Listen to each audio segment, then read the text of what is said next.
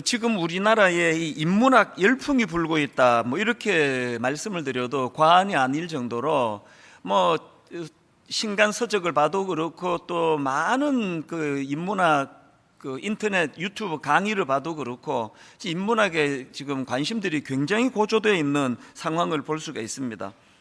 최근에 제가 이런 현상에 대한 강의를 들었는데요, 서강대 철학과 최진석 교수님의 강의였습니다. 이런 현상에 대해서 굉장히 저에게 메시지가 되는 그 포인트 하나를 제가 얻게 됐는데요, 이 현상이 흥미롭다는 겁니다. 아니, 지금 대학에서는 인문학이 위기를 맞았다, 신문에도 나오고 오래전부터 지금 대학은 인문학이 위기를 맞았다, 그런 분석들을 하고 있는데, 어떻게 지금 인문학을 전문적으로 연구하는 사람들 세계에서는 이처럼 인문학이 위기를 맞았다, 이런 분석이 나오는데, 인문학과는 상관없을 것 같은 기업인들 사이에서는 인문학 열풍이 부는 이유가 뭔가, 어디서 이런 현상이 일어나고 있는가, 이런 것들을 이제 설명을 하는 겁니다. 그 질문에 대한 답을 강의에서 하시는데요, 원래 학이라는 것, 인문학 할 때 배울 학, 이 학이라는 거는 정지해 있는 것이라는 겁니다. 세계는 지금 움직이고 있는데 이 학을 학으로만 다루는 사람은 멈춰 있기 때문에 나타나는 현상이다, 이런 설명을 하더라고요. 그러면서 분석하기를, 지금 이 불고 있는 인문학 열풍은 전문 연구자들에 의해서가 아니라 기업인들, 사업하는 기업인들에게서 주도적으로 일어나고 있다. 사실 이제 이 기업가들은 굉장히 예민한 촉을 갖고 있는데요, 왜냐하니까 하루에도 몇 번씩 사업이 흥할지 모른다, 망할지 모른다, 이 생과 사의 경계에 있기 때문에 예민한 감각을 갖고 있지 않으면 생존할 수가 없다는 겁니다. 그런데 그런 예민한 감각을 가진 기업가들이 볼 때 인문학에 투자하는 것이 이게 돈이 되는 거다, 이걸 알았기 때문에 인문학에 대한 관심을 지금 많이 갖고 열풍을 일으키고 있다는데, 이런 내용을 설명하면서 저도 뜨끔했던 질문 하나를 던집니다. 이런 질문 하더라고요. 왜 기업인들이 대학의 인문학 위기 상황을 외면하고 자기들이 따로 인문학 과정을 만들어서 인문학을 사용하고 있는가? 그 질문에 대하여 또 다른 질문으로 답을 던집니다. 기존의 인문학이 새로운 문명, 새로운 인류를 담아내지 못하고 있는 것 때문은 아닌가? 제가 왜 뜨끔했을까요? 이분이 이제 강단에서 강의하는 교수님이니까 겸손히 이렇게 분석을 했다고 생각하지만요, 강의 요지가 뭡니까? 세상은 지금 활발하게 움직이고 있는데 그저 멈춰서 있는 것과 같은 사변적이고 이론적인 것에만 머무는 인문학으로는 안 된다, 이 말을 인문학 대신에 제 목회라고 집어넣어 보니까 너무 저에게 경고가 되는 겁니다.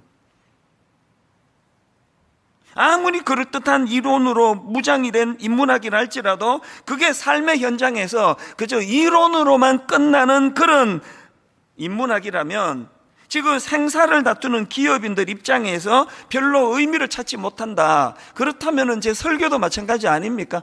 아무리 그럴듯하게 기승전결 논리가 잘 이루어져도 이것이 그냥 온 세상이 너무너무 변화해 가는데 옛날에 머물러 있던 그런 고정된 생각으로는 안 된다는 거예요. 그래서 제가 며칠 전에 친한 교수님을 만나가지고 그런 얘기를 나누었습니다. 교수님 역할이 너무 힘드시다는 거예요. 계속 매년 이제 더군다나 이제 공대 쪽은요, 이게 발전이 기술 발전이 어마어마하게 일어나기 때문에 매년 공부해야 된대요. 그래서 제가 농담으로 이런 이야기 했습니다. 그런 점에서는 목사가 좋습니다. 절대로 성경 안 바뀌고 한 번만 공부해 놓으면은 죽을 때까지 이거를 써먹을 수 있어요. 그랬더니 다 웃었는데, 물론 농담이지만요, 그건 농담이에요. 그게 제 진심이라면 저는 목사 자격이 없습니다. 성경은 바뀌지 않지만 오늘 이 성경을 대하는 성도님들은 너무나 급변하는 그런 세상을 살아가기 때문에 그 교수님 이상으로 시대의 변화와 흐름을 가지고 어떻게 해서든 하나님 말씀이 오늘 이 시대를 살아가는 성도님들에게 실제적인 힘이 되도록 할 것인가, 이 고민이 늘 이제 설교자에게 있기 때문이에요. 그래서 저는 젊은 신학생들에게 항상 이야기합니다. 두 가지 균형을 신학대학을 3학년 때 반드시 이루어내야 된다. 첫째, 체계적인 신학 공부를 이루어야 된다. 교리 공부해야 된다. 진짜 게을리하면 안 된다. 그래서 우리 교회 교육 전사님들한테 방학 때 교회 일 어지간하면 안 시키기를 원해요. 공부해야 되거든. 방학 때 보충해야 되거든요. 신학 공부 제대로 안 하면 우리 기독교가 이게 뭐 뼈도 없는 오징어 같은 종교면 되겠느냐. 철저한 하나님에 대한 정확한 학문이 우리가 머릿속에 습득이 돼야 제대로 목회한다. 이걸 제가 강조하고요. 그런가 하면 또 하나 강조하는 게 뭐냐, 그렇게 신학을 잘 배우는 것 이상으로 더 중요한 게 뭐냐, 이론으로 끝나지 않도록 신학생 시절에 하나님을 많이 경험해야 된다. 지식으로만 아는 그런 하나님이 아니라 실제 삶 속에서 역사하시는 하나님. 오늘 나의 고민을, 오늘 내가 갖고 있는 이 두려움을, 오늘 내가 가지고 있는 이 고민을 여기 계시고 거기 계시며 말씀하시는 하나님, 응답하시는 하나님, 그 하나님을 경험해야 된다. 옛날 어른들은 은혜를 누리기 위해 가지고 밤새도록 이 소나무 하나 뽑힐 때까지 내가 기도한다, 그런 각오로 하나님 앞에 매달리던 때가 있었지 않습니까? 이게 신학생들에게만 해당될까요? 오늘 여러분 어떠십니까? 모태신앙? 오래 교회를 다니고 교회의 중직자 여러분들이 여러분의 삶 속에서 이 인문학 열풍을 주도하는 것은 학자들이 아니라 기업가들이다. 이 생과 사를 가늠하는 그 기업가들이 삶의 현장에서 이 인문학을 배워야 되겠다고 그렇게 말해서 대학교에서는 지금 인문학이 지금 뭐 죽어가고 있다, 그런 쪽으로는 상관없이 살기 위해서 하는 인문학 공부를 하고 있다. 아까 그 강의가 왜 제게 도전이 됐겠냐고요. 그저 교회 왔다 갔다 하고 뭐 코로나19라서 지금 뭐 교회 못 오고 이런 걸 뛰어넘는, 오늘도 살아계신 하나님을, 인격적인 하나님을 내가 만나야 살아요. 그 하나님과 교제해야 내가 산다는 겁니다. 우리가 추구해야 되는 것은 학문으로서 하나님, 성경에 있는 그 어떤 지식적인 하나님을 뛰어넘는, 오늘도 살아계신 하나님, 이 위기 속에서 생명력으로 다가오시는 그 하나님을 우리는 절박한 마음으로 만나야 된다는 겁니다. 그래서 여러분 오늘 이 시대야말로 고린도전서 1장 18절, 십자가의 도가 멸망하는 자들에게는 미련한 것이요 구원을 받는 우리에게는 하나님의 능력이라. 이 하나님의 능력을 경험하지 않고는 절대로 우리가 기독교인 행세하며 살 수 없는 시대 아닙니까? 제가 몇 주 전에 소개해드렸던 그 막국수집 사장님 이야기나 그 다음에 소개해드렸던 덕양중학교 교장 선생님 이야기나 다 같은 이야기예요. 이 두 분의 공통점은 절박함이에요. 절박함. 서울에서 큰 식당을 했다가 다 그거 빚지고 그렇게 하고 망해가지고 이제 이 변두리로 와서 거기에 빚내가지고 식당을 했는데 여기서 마저 식당이 잘 안 되면 우리 끝이다. 막 그 절박함. 덕양중학교 교장 선생님도 마찬가지 아닙니까? 이제 이게 뭐 자꾸 이사가고 그래가지고 이게 지금 폐교가 될지 모르는 그 위기감 속에서 늘 하던 대로 해갖고는 안 된다. 이 절박함이 그것들을 회복시키는 열매가 된 거 아닙니까? 제가 이런 상상을 해봤습니다.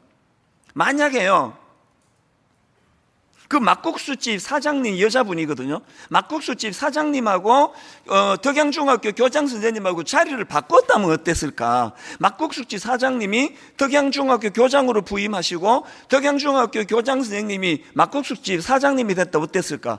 글쎄요, 바꿔도 성공할 것 같은데요. 왜? 원리는 같으니까요. 오늘 여러분 삶에 대하여, 그리고 여러분이 믿는 그 하나님에 대하여, 또 여러분이 갖고 있는 그 신앙에 대하여 여러분 이런 절박함이 있습니까? 이 하나님에 대하여 한번 매달려 알아야 될 거 아닙니까? 이게 우리 영혼이 달려있는 문제인데요. 지금 살펴보고 있는 창세기 15장도 마찬가지입니다. 지난주에 살펴보지 않았습니까? 15장 1절에서 하나님께서 아브라함아 두려워하지 마라, 나는 너의 방패요 너의 지극히 큰 상급이니라 그랬더니 이게 듣기 따라서 엄청 무엄한 소리를 하네요. 엄청 믿음 없는 소리를 하잖아요. 2절, 아브라함이 이르되 주 여호와여 무엇을 내게 주시려 하나이까? 나는 자식이 없사오니. 이게 듣기 따라서 굉장히 이게 하나님 입장에서 버릇없는 그런 얘기 아닙니까? 아니 뭐 그냥 뭐 내가 많은 물려받으면 뭔 소용입니까? 뭐 약속하신 자식도 안 주시는데. 근데 여러분, 하나님이 왜 이런 버릇없어 보이는 아브라함의 그 말을 왜 수용했을까요? 하나님은 아시거든요. 이게요, 아브라함이 지금 책상에 앉아가지고 성경 공부하면서 하나님께 그냥 비아냥거리는 얘기가 아니고요, 이 창세기 15장 2절 무엇을 내게 주시려 하나이까? 나는 자식이 없사오니. 이건요, 하나님을 향한 아브라함의 절규예요. 절규. 아니 내가 하나님 약속 하나 믿고 내가 지금 갈대아 우르를 떠나왔는데, 하란을 떠나왔는데 약속은 드디어 이루어지고 이게 안 되면 어떻게 되는 거냐고. 제가 신학교 갔을 때 가졌던 절박함이 그거였습니다. 만약에 하나님이 약속을 안 지키는 분이시라거나, 만약에 하나님이 안 계신다 한다면, 하나님이 니체가 말한 것처럼 죽은 신이라면, 그럼 우리 집은 어떻게 되는 겁니까? 우리 아버지 인생은 뭐냐고요? 우리 어머니는 또 뭐예요, 그게? 저까지 이제 목사 되겠다고 신학교를 갔으니까 얼마나 내 마음에 하나님을 간절히 절박하게 하나님을 사모했겠냐고요. 이 절박한 사모함 속에서 살아계신 하나님이 오늘도 일하고 계신다는 거, 그리고 저는 분당 우리 교회에 와서 너무너무 힘든, 왜 나한테만 이런 사명이 주어지느냐고 괴로워하는 시간을 보냈지만, 여러 번 말씀드렸듯이 일만선도 파송운동, 가평 우리 마을, 드림센터 사회화는 이 끔찍한 무거운 사명을 짊어지고 있었기 때문에, 그래서 두려움도 많은 게 사실인데, 이게 오늘 살아계신 하나님을 만나게 하는 너무나 아름다운 도구가 되어서 시간이 지나면 지날수록 저는요, 아 이게 하나님 나한테 주신 축복이구나. 이게 여러분, 두려움이 없는 분 아무도 없으실 거고요, 마음에 두려움이 많이 밀려오시면은요, 지금이야말로, 그래서 오늘 설교 제목을 제가 절박함이 두려움을 이기는 힘이다. 이게 이제 뭐 설교 제목이 더 길어지면은 이게 쓸 수가 없어서 이게 축약한 거지만요, 여러분, 절박함 자체가 두려움을 이기는 힘이 아니고요, 이 절박함을 가지고 하나님께 나아갈 때, 나의 절박함이 하나님께 부르짖는 도구가 될 때, 이 절박함은 두려움을 이기는 힘이 되는 줄로 믿으시기를 바랍니다. 그래서 저는 오늘 이 현실의 두려움을 이기기 위한 두 가지를 기도 제목으로 좀 제시하고 싶은데요, 우리가 추구해야 되는 게 뭐냐? 여러분, 두려우세요? 첫째, 절박한 심정으로 하나님과 소통하셔야 됩니다. 절박한 심정으로. 제가 지난 그 8월 말에 이제 2학기가 시작되는 준비를 하면서 전 교역자들에게 이제 1일 그 교역자 수련회를 가지면서 제가 이 프로를 한번 꼭 좀 봤으면 좋겠다. 그 골목식당이라는 프로에, 그게 며칠자인지는 제 기억을 못합니다. 여름에 나온 골목식당의 프로를 모든 교역자가 다 보고 영적으로 이걸 한번 돌아봤으면 좋겠다. 그렇게 제가 권면을 했습니다. 숙제를 내준 적이 있습니다. 그 프로의 이 골목식당에 보니까요, 닭갈비집 식당이에요. 그래서 엄마하고 이제 아들하고 이제 같이 이걸 하는데, 주로 이제 그 아들이 뭐 운영을 하기로 해놓고는, 제가 보니까 아직 어려요. 나이도 어리고 좀 철이 없고, 그래서 이게 그냥 식당을 하는데 일은 엄마만 다 하고요, 막 맨날 그 식당에 친구들 들락날락거리고, 그리고 벽에다가, 여러분 다트 게임 아시죠? 이렇게 둥그런 그 벽에다가 그 달아놓고는요, 계속 이제 그 화살로 그 점수판에다가 던지는데, 보니까 뭐 이건 뭐 완전 선수예요. 막 얼마나 잘 던지는지 막 하루 종일 연습하는 거예요, 그냥. 그래서 이제 막 백종원 씨한테 막 엄청나게 혼납니다. 이게 뭐냐고, 막 청소도 안 해가지고요, 막 지저분하고 막 으악 소리를 지를 만큼 그렇게 어지럽혀 놓고, 그래서 이제 엄청나게 막 얼마나 심하게 야단을 치는지 뭐 그 엄마도 우시고, 아들 보니까 얼마나 짠하겠습니까? 뭐 본인도 울고. 그래서 이제 뭐 이 백 대표가 백종원 씨가 이분은 뭐 음식 요리 만들 이쁘다 하여튼 기초가 중요하다 그러잖아요. 청결 이게 다 치우고 청소하라고 숙제를 내주고 갔는데요, 안 해요. 또 친구들 오니까 나가고 그러더니요, 이제 청소를 시작하는데 이제 그 방송국에서 이제 이렇게 그 CCTV를 달아놓지 않습니까?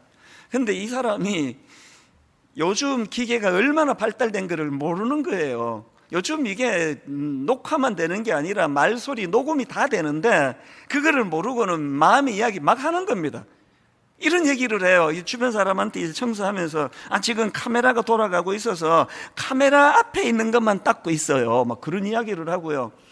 결정적인 한마디, 이게 소리가 녹음되는지를 모르고 했던 말이 뭐냐, 아까 자기가 이제 막 백종원 씨 앞에서 울고 했던 그 얘기를 하면서 뭐 엄마도 울고 저도 방송용 눈물 좀 흘리고,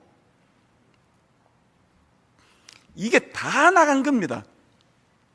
그 다음 주에 이제 진짜 민망하듯 저는 이제 틈틈이 그 골목식당을 보거든요. 저는 그 백종원 씨를 목회 멘토라고 생각하고 제가 이제 영적으로 이 식당이라 생각하고 저를 돌아보거든요. 근데 이분이 이렇게까지 화를 내시는 거나 처음 봤습니다. 정말 무섭게 화를 내더라고요. 그랬더니 이제 정말 이제 정신이 번쩍 들은 것 같아요. 눈물을 많이 흘리고, 그리고 나서 이제 신용이 아니라 진짜 이제 나중에는 막 음식도 달라지고 굉장히 맛집이 됐습니다. 제가 월요일만 되면 이제 쉬는 날 진짜 지금도 계속 정신 차려야지 한번 가서 먹어봐야지 그러고 싶은데 좀 멀어서 안 가고 있습니다.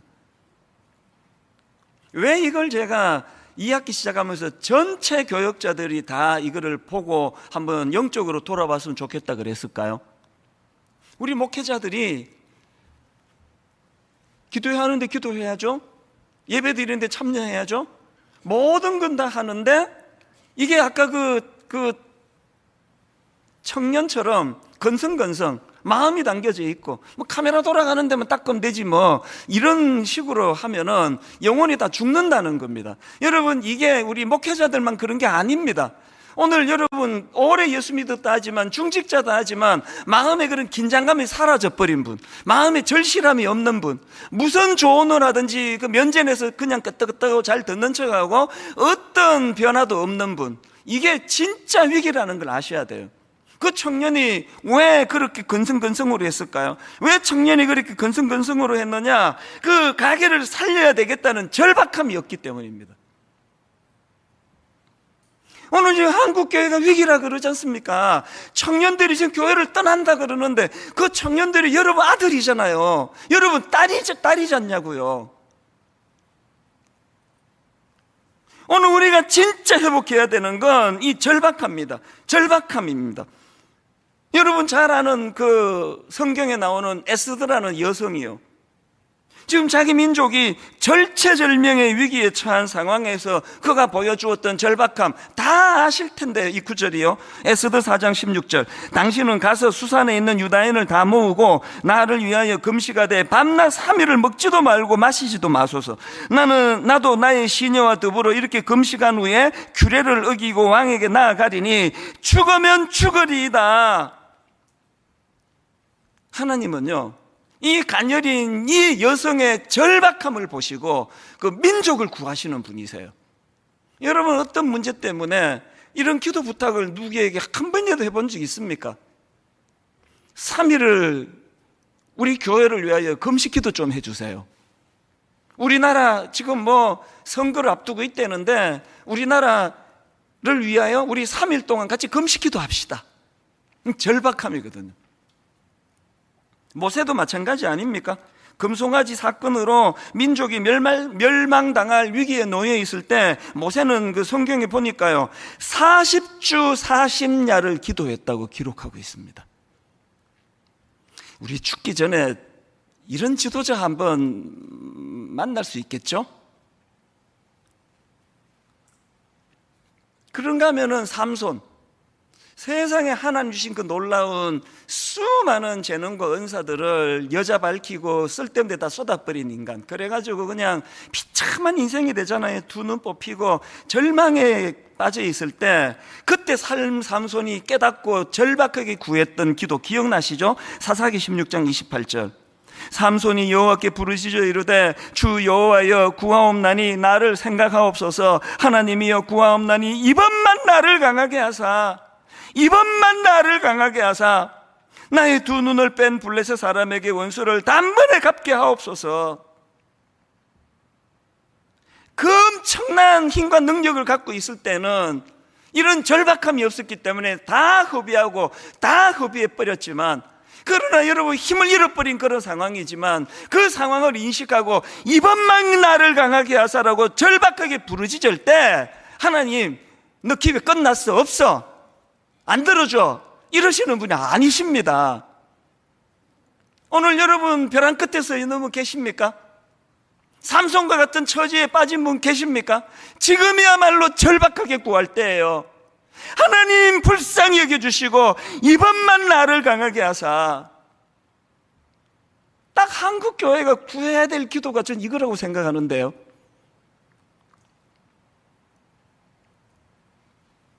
마음에 두려움이 밀려올 때 절박한 마음을 가지고 그것을 가지고 주님 앞으로 나아가는 그런 교회, 그런 성도님들 되시기를 바랍니다. 두 번째로요, 현실의 두려움을 이기기 위해서는 하나님께서 주시는 대안이 있거든요. 하나님 주시는 대안을 그냥 수용하지 말고요, 감사함으로 수용하라는 겁니다. 하나님 주시는 대안을 감사함으로 수용하라. 이게 지금 뭔 말인지 설명을 드릴게요. 아까 살펴본 8절에서 참 아브라함이 마음의 두려움을 가지고 질문을 던지지 않았습니까? 8절, 그가 이르되 주 여호와여 내가 이 땅을 소유로 받을 것을 무엇으로 알리까? 그랬더니 하나님께서 대안을 주시는데요, 9절입니다. 여호와께서 그에게 이르시되 나를 위하여 3년 된 암소와 3년 된 암염소와 3년 된 숫양과 산 비둘기와 집 비둘기 새끼를 가져올지니라. 이게 지금 무슨 명령인가 하면은요, 하나님께서 아브라함이 너무 불안해하니까, 응답이 들이대는 거에 대해 불안하니까 하나님이 네가 이렇게 불안하면 우리 계약을 맺자, 계약을. 그러면서 지금 계약을 맺는 데 필요한 준비물들이에요. 아브라함이 이제 이것에 순종해가지고 그 준비물을 준비하는데 10절을 보십시오. 아브라함이 그 모든 것을 가져다가 그 중간을 쪼개고, 이게 중요합니다.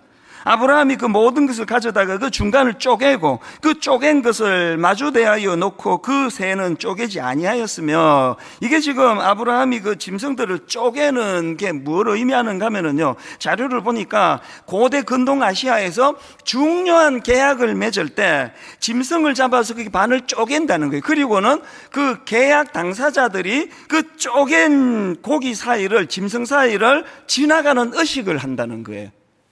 이게 무슨 의식이냐? 내가 만약에 약속을 안 지키면 이 쪼개진 짐승들처럼 돼도 좋습니다. 그러니까 이런 의미에서 거기를 통과한대요. 이 옛날 사람들이니까 이 순진한 이런 의식을 했던 것 같아요. 그런데 제가 이 내용과 관련해서 그 총신대 김정우 교수님의 논문을 보니까요, 그 당시 계약 체결 방식이 두 가지 형식이었다는 겁니다. 하나는요, 상호 동등한 관계에서 맺는 계약이 있고요. 우리도 이제 전세 계약할 때 상호 동등하게 이제 계약을 맺지 않습니까? 그런가 하면은 이 주종 관계로 맺는 계약이 있는데요. 이 차이가 뭐냐? 동등한 관계에서 맺는 계약은 계약 당사자 둘 다 그 행위를 한다는 거예요. 그 쪼갠 짐승 사이를 둘 다 지나간대요. 우리 전세 계약할 때 똑같이 도장 찍고 둘이 나누는 거랑 같은 거죠. 여기에 반해가지고 주종 관계에서 맺는 계약은요, 종만 쪼갠 짐승 사이를 지나가게 돼 있다는 겁니다. 왜 그러는지 짐작이 가는 거 아닙니까? 주인이 왜 지나갑니까? 종을 그 길을 지나가게 함으로 말미암아 내가 이 주인과 맺은 약속을 지키지 않을 때는 저 쪼갠 고기처럼 생명을 잃게 될 것이라는 그런 맹세를 시키기 위해서 그런 계약을 맺는다는 거예요. 제가 이 사실을 알고 창세기 15장을 읽는데요, 전에 없었던 눈물이 여기에 있더라고요. 전에 없었던 감동이 있더라고요. 왜 그런지 설명해 드릴게요. 17절 한번 보십시오. 해가 져서 어두울 때에 연기 나는 화로가 보이며 타는 횃불이 쪼갠 고기 사이로 지나더라. 여기 나오는 타는 횃불은 하나님 임재를 상징하는, 지금 누가 지나가고 있습니까? 하나님이 지나가고 계세요. 그리고 이후에 18절부터 제가 눈 씻고 찾아봐도요, 이제 네 차례다, 아브라함이 쪼갠 고기 사이를 지나가는 내용이 없습니다. 뭔가 잘못된 거 아닙니까? 주종 간의 계약을 맺을 때는 종이 지나가야 되는데, 종이 주인에게 내가 약속을 안 지키면 저를 이 쪼갠 짐승처럼 죽여도 좋습니다. 그런데 지금 주인이 지나가고 계세요. 이 왜 은혜가 될까요? 아브라함이나 저나요, 만약에 하나님께서 이 방식으로 하나님이 먼저 지나가시고 나는 약속 지킬 거야, 그 다음에 너 지나가, 너 약속 안 지키면 어떻게 되는 알지, 그랬으면요, 아브라함이나 저나 이거는 죽음의 계약식입니다. 제가 왜 하나님의 대안을 그냥 수용하는 게 아니라 감사함으로 눈물로 수용해라고 강조하는가 하면은, 여러분 지금 막연한 미래에 대한 두려움으로 떨고 있는 아브라함을 위하여 하나님이 이 횃불 언약을 맺어주고 계시는데, 오늘날 이것이 우리에게 왜 감동이 되느냐? 여러분 갈라디아 3장 13절 이 말씀을 잊으시면 안 됩니다. 그리스도께서 우리를 위하여 저주를 받은 바 되사, 그리스도께서 우리를 위하여 저주를 받은 바 되사 율법의 저주에서 우리를 속량하셨으니, 기록된 바 나무에 달린 자마다 어떻게 해요? 저주 아래에 있는 자라 하였습니다. 여러분 오늘 본문의 말씀하고 이 십자가가 연결된다는 것이 충격 아니십니까? 하나님께서는 아브라함이 통과돼야 될 그 쪼갠 짐승 사이를 면제해 주시는 대신에 하나님이 가셨어요. 그리고 아브라함을 위시한 우리 인간들이 하나님 앞에 범했던 이 언약, 계약을 파기한 이 행위에 대하여 독생자 예수 그리스도를 통하여 우리를 대신하여 저주의 자리로 가게 하신 사건, 이게 십자가입니다.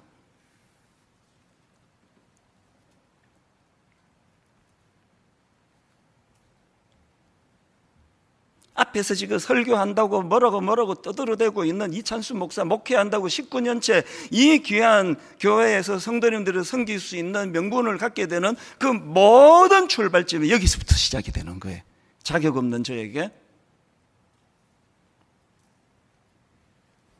저는 여러분의 모든 출발이요, 그래서 지금 아브라함이 그 불안과 두려움으로 언제 궤도 이탈을 할지 모르는 그 아브라함에게 하나님이 이 놀라운 횃불 언약식을 거행해 주심으로 말미암아 끝내 참 가야 될 그 길을 묵묵히 가도록 도와주시는 그 하나님. 제가 이 찬양이요, 십자가 십자가 내가 처음 볼 때에 나의 마음의 큰 고통 사라져, 오늘 믿고서 내 눈 밝았네, 참 내 기쁨 영원하도다. 저와 여러분의 눈이 밝아지는 건 우리가 성경을 통통 다 통째로 외워서 되는 게 아니고요, 십자가를 통과할 때예요. 막 선한 일을 막 구제하고 막 온 내 모든 걸 다 가지고 그 사람을 구하는 일에 있어서 눈이 밝아지는 게 아니라, 하나님과 이 언약 계약에서 내가 가야 될 쪼갠 짐승을 지나가는 이 일을 십자가를 통하여 주님이 하셨구나. 사명도 마찬가지입니다.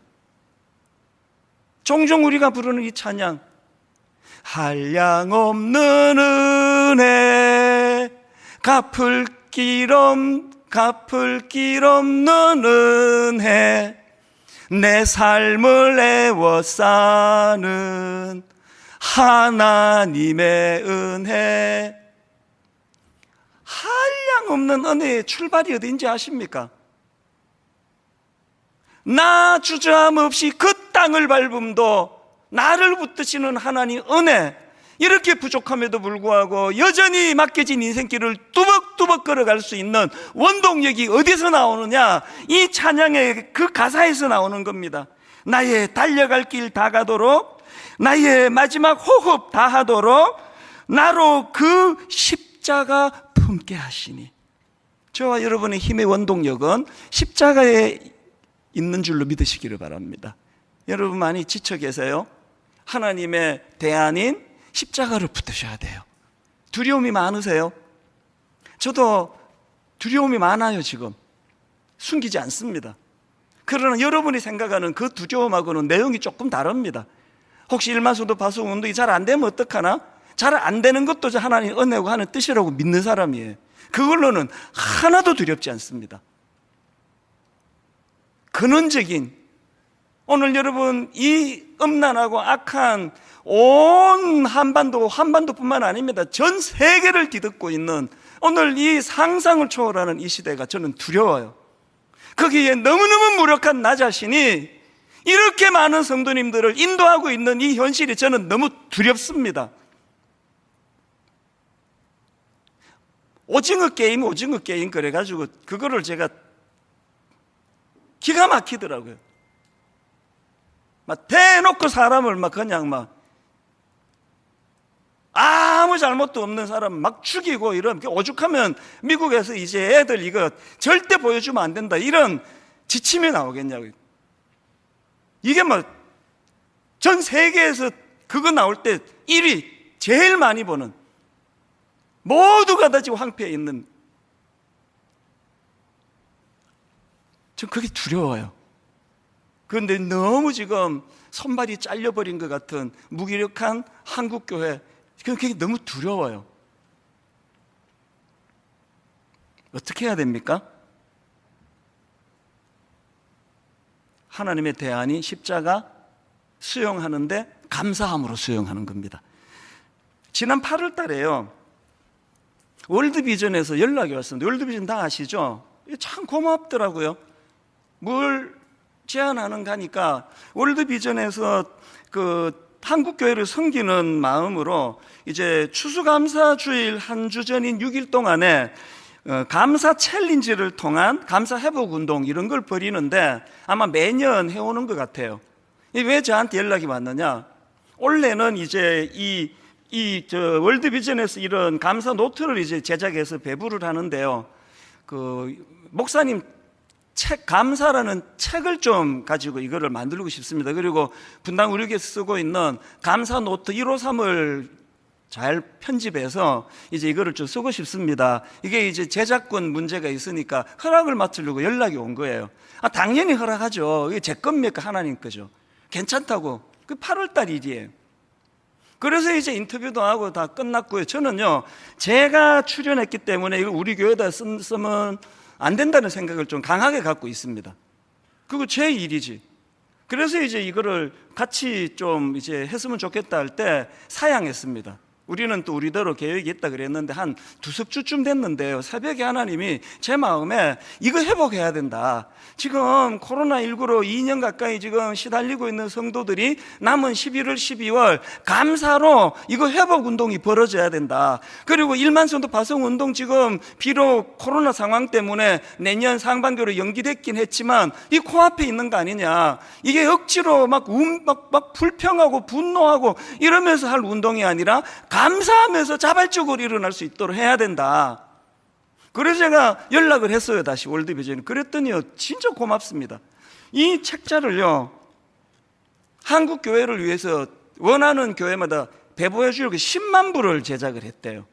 그리고 저희 교회 뭐 성도가 작지 않은데요, 넉넉히 쓸 만큼 무료로 다 보내줬습니다. 그래서 저는 이게 하나님 뜻이라 생각하고, 이제 다락방에서, 이제 여러분 가정에서 감사를 회복해야 돼요. 여러분 코로나 때문에 눌려있던 이것들을 떨치는 것은 하나님에 대한 예수 그리스도 십자가 이 대안을 가지고 감사의 문을 열고 가야 돼요. 결론을 저는 지난 주 중에 이게 이렇게 팍 스파크처럼 하나님이 떠올려 주셨는데요.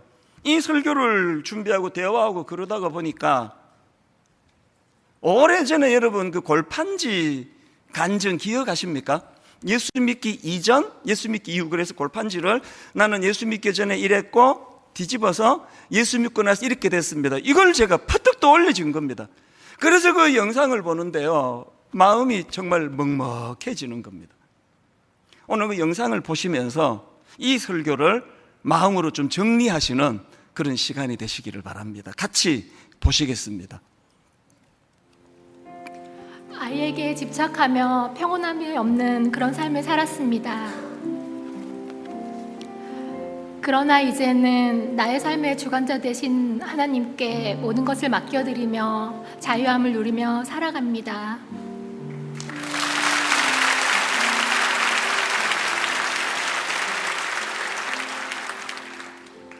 부모님께 대들며 방문을 꽝 세게 닫았던 나였습니다. 그러나 이제는 방문을 살살 닫고 있습니다. 엄마, 사랑해요.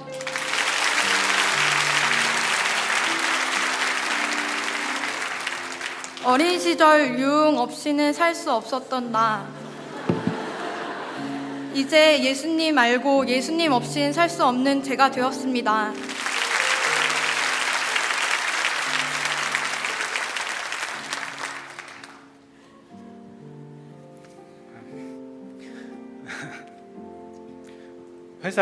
회사 부도와 빚 보증으로 인해 신용 불량자가 되었습니다. 그리고 지체 장애자가 되어서 삶의 희망을 잃고 자살 충동에 시달렸습니다. 만남의 축복과 공동체의 보살핌 아래서 다시 희망을 찾고 뚜렷한 목적을 가지고 살게 되었습니다.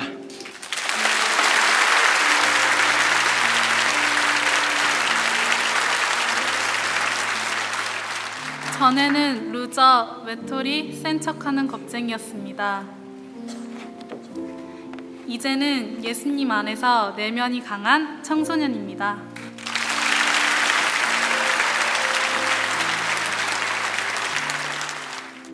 술과 유흥으로 공허함을 달래던 나, 예배의 기쁨과 감격으로 만족을 얻게 되었습니다.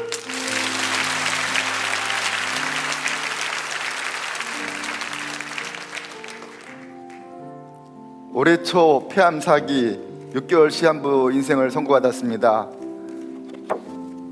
그러나 저는 분당 우리 교회 앞으로 7년을 함께 꿈꾸고 있습니다.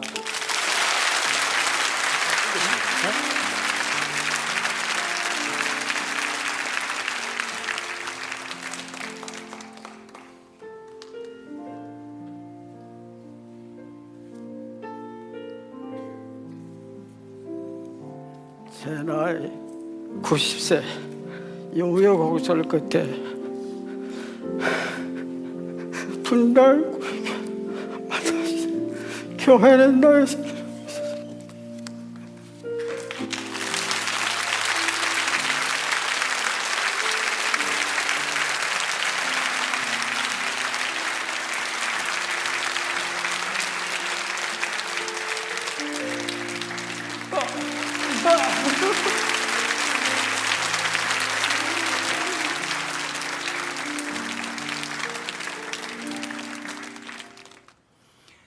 지난주 중에 이 설교 말씀을 다듬고 준비하다가 불쑥 저 골반지 간증 영상이 또 올려졌는데 그걸 찾아서 제가 보면서 어린 중고등학생부터 시작해서 저 할아버지에 이르기까지 예수 그리스도의 십자가가 그 인생에 어떤 영향을 미쳤는가를 보면서 너무너무 가슴이 뜨거워졌습니다. 여러분, 저기 아까 간증하신 짧은 영상에 나오신 분들 중에 두 분이 천국 가셨거든요. 우리 임성적 집사님은요, 매주 목요일마다 노숙인들을 위하여 그 바퍼 이 봉사를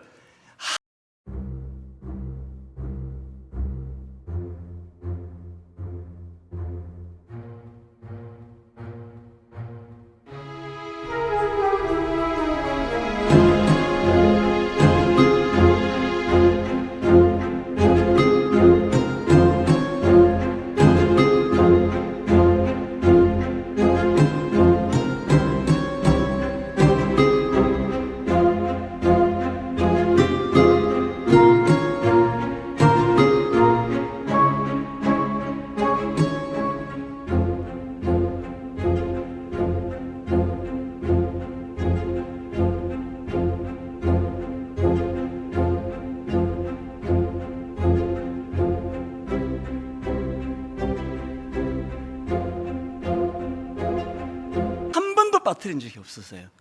그렇게 주님 사명을 가지고 그것도 기쁘게 행복하게 그 일을 행하시다가 그렇게 주님 품으로 천국 가셨고, 맨 마지막에 나오셨던 우리 어른 강충봉 집사님 올 3월에 천국 가셨습니다.